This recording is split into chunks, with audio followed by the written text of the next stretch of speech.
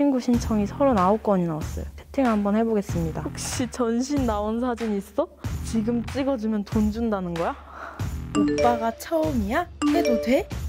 와, 진짜 너무 소름 끼쳐서 당장 어플 지워버리고 싶다. 텔레그램 단체 대화방을 이용해서 불법 음란물을 공유하고 유포해온 이른바 N번방 운영자들이 경찰에 붙잡혔습니다. 성착취 영상을 본 회원수는 26만 명에 이르는 것으로 성착취 영상방은 사라지지 않고 있습니다. 텔레그램을 통해서 팔린 이 불법 동영상들이 아동과 청소년 등 미성년자까지 포함됐습니다. N번방 사건이랑 인병성 있는 어플리케이션을 통해 타인의 동의 없이 성착취물을 공유했으며 더 높은 가입금을 받기 위해 미성년자를 대상으로 촬영해 공유하였습니다. 특히 미성년자를 상대로 사이버 성범죄를 저질렀다는 점에서 국민들의 큰 질타를 받고 있으며 디지털 성범죄에 대해 사회적으로 많은 관심이 집중되고 있는 상황입니다.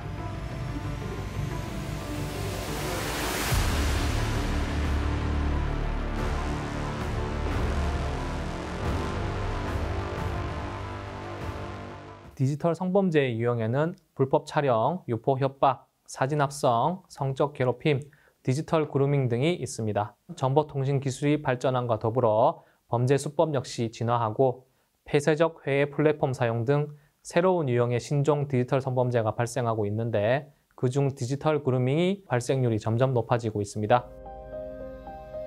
그렇다면 디지털 그루밍은 도대체 무엇일까요?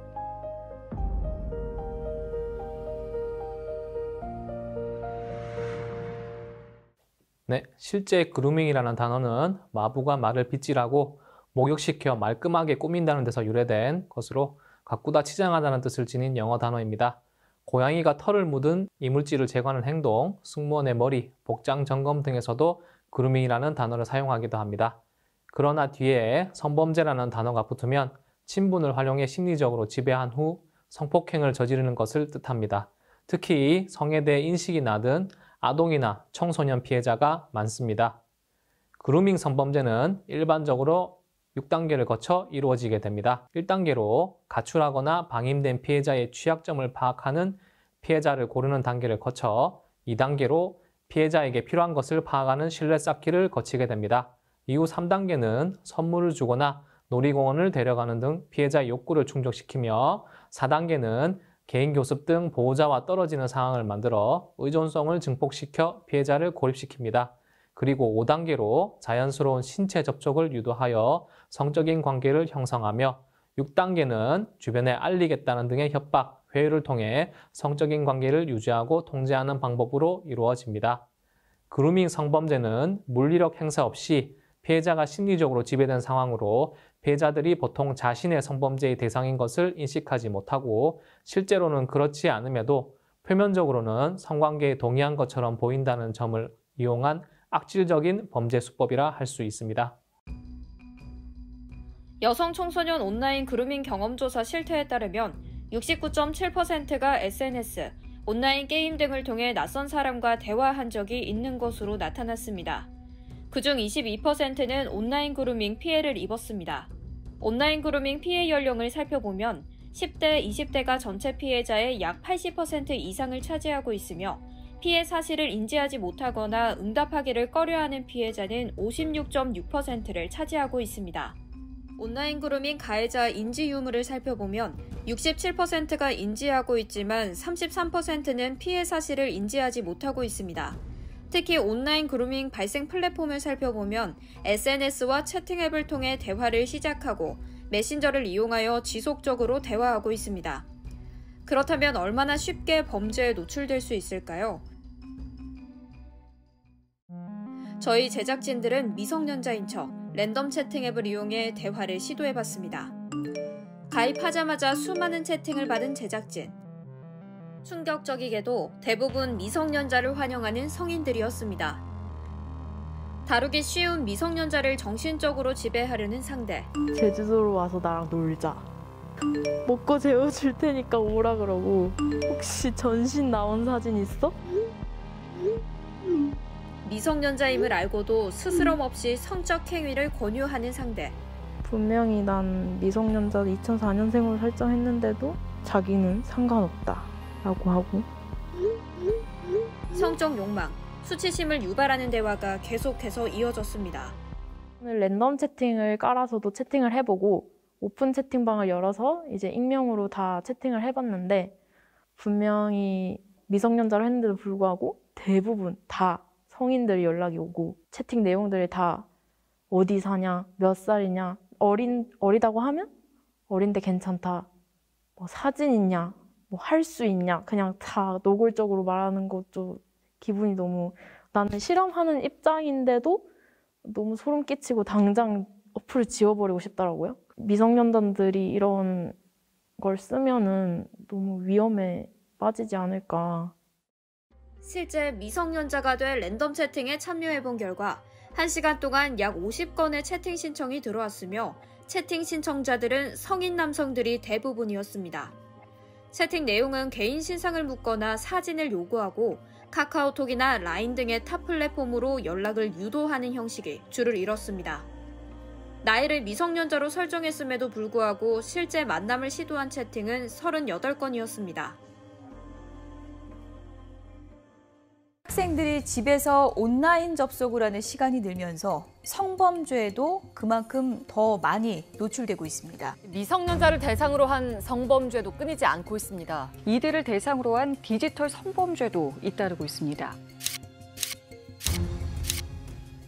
이처럼 디지털 그루밍은 성인뿐만 아니라 만 19세가 되지 않은 미성년자를 대상으로 높은 범죄율을 보이고 있으며 판단 능력이 불완전한 미성년자에게 가장 위험합니다. 그렇다면 미성년자를 대상으로 한 디지털 그루밍 범죄는 왜 위험한 것일까요? 대부분 디지털 성폭력 가해자들은 피해자들을 물색할 때 SNS상 접근이 쉬운 여성이라든지 미성년자인 여성들을 주 대상으로 잡는데요.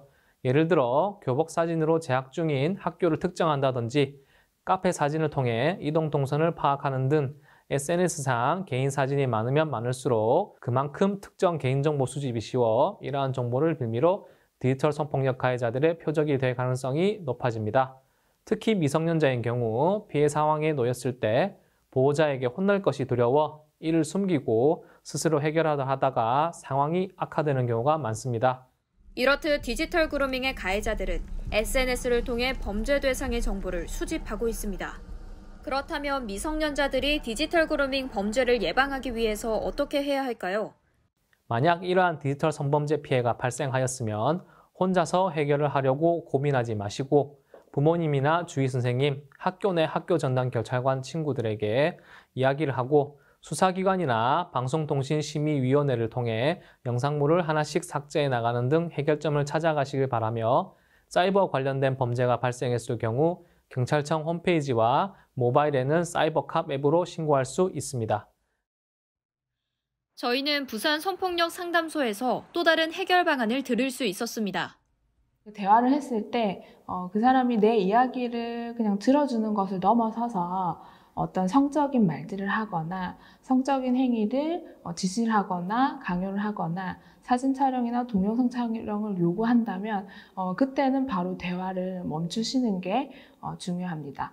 상대의 어떤 말들을 믿고 사진이나 영상을 보내게 됐다면 보통은 이 사실 자체만으로 인해 자책감이 크기 때문에 보냈던 사진과 영상 그리고 대화창을 없애버리는 경우들이 많습니다. 그런데 이후에 대응을 위해서는 보냈던 사진과 영상 그리고 대화창을 그대로 보관을 해두시고 오시는 게 좋고요. 그리고 형사고소 때도 증거자료로 작동되기 때문에 그 자료들은 소중히 보관해 두시고 상담소로 내보내 주시면 감사하겠습니다. N번방 사건을 계기로 사람들은 디지털 성범죄 가해자에 대한 처벌 강화를 요구했고 피해자를 철저하게 보호하기 위한 관련 법률 개정 등 강력한 대책 마련의 목소리가 쏟아졌습니다. 그리고 2020년 4월 30일에 N번방 사건 방지 관련법이 국회 본회의를 통과함에 따라 디지털 성범죄에 대한 처벌이 강화됐고 미성년자 성착취 예방을 위한 법도 개정됐습니다. 저희는 이러한 성범죄 처벌과 관련하여 어떠한 법률이 개정됐는지 알아보고자 한 법률 사무소에 방문했습니다. 일단은 일반 형법상으로 볼 때 과거에 의제강간의 나이가 만 13세 미만의 자였는데 사실상 만 16세 미만의 자로 상향이 되었다고 보시면 됩니다. 즉, 만 16세 미만의 자와는 동의를 가지고 성관계를 한다 하더라도 처벌이 될 수가 있습니다. 성폭력 범죄 처벌 등에 관한 특례법, 흔히 말하는 성폭법상 개정이 조금 많이 되었는데, 첫 번째로는 흔히 말하는 카메라 등 이용 촬영, 속칭 카찰죄에 대해서 형량이 상당히 많이 늘었습니다. 그리고 불법 촬영물에 대해서는 소지, 시청 등만 하여도 처벌이 가능하게 법이 개정되었습니다. 나아가서 불법적으로 촬영된 음란물, 영상, 사진 등을 가지고 사람을 협박을 하거나 강요를 할 때 거기에 대해 처벌을 하는 규정도 신설이 되었습니다. 이때 이 처벌 규정이 일반 형법에 있는 협박죄 혹은 강요죄보다 훨씬 더 중한형으로 처벌이 되도록 신설이 되었습니다. N번방 사건에서 볼 수 있듯이 많은 피해자들이 미성년자들이었습니다. 이 미성년자들에 대해서 협박을 하고 소위 말하는 그루밍 범죄로 인해서 이 미성년자들이 앞으로 인생에서 씻을 수 없는 상처를 너무나도 많이 받았습니다. 조금만 더 이 범죄에 대해서 일찍 경각심을 가지고 있었더라면 막을 수 있는 범죄들도 충분히 있었을 것으로 생각이 됩니다. 범죄를 당한 피해자들을 매도하거나 범죄를 당한 피해자들이 잘못이 있다라고 하는 것은 정말로 잘못된 태도라고 생각을 합니다. 다만 법은 모든 것을 지켜줄 수가 없고 사후적인 절차인 만큼 범죄의 대상이 되지 않고 범죄를 미연에 예방할 수 있도록 개개인이 이에 대해서 경각심을 가지고 조금 더 조심하는 태도가 필요할 것으로 보입니다. 이번 일을 계기로 온 국민들이 그루밍 성범죄라든지 온라인 성범죄에 대한 경각심을 조금 더 가지고 거기에 좀 더 현명하게 대응을 할 수 있는 그런 계기가 되었으면 좋겠습니다. 이러한 법 개정으로 디지털 그루밍 등 아동 청소년 대상 성착취 범죄에 대한 수사와 처벌을 강화할 수 있게 됐습니다. 성범죄는 늘 사회 변화에 맞춰 진화를 거듭해왔으며 희미한 죄의식 속에서 폭력과 잔인함의 강도는 점점 더 높아지고 있습니다.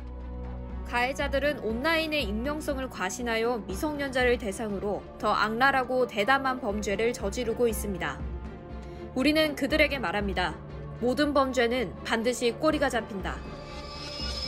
디지털 그루밍 피해자의 잘못이 아니라 여성을 착취하는 한 개인의 인격을 말살시키는 인격 살인 행위입니다. 가해자의 행동이 잘못된 것이지 절대로 피해자분은 어떠한 잘못이 없으므로 자책하지 마시길 바랍니다.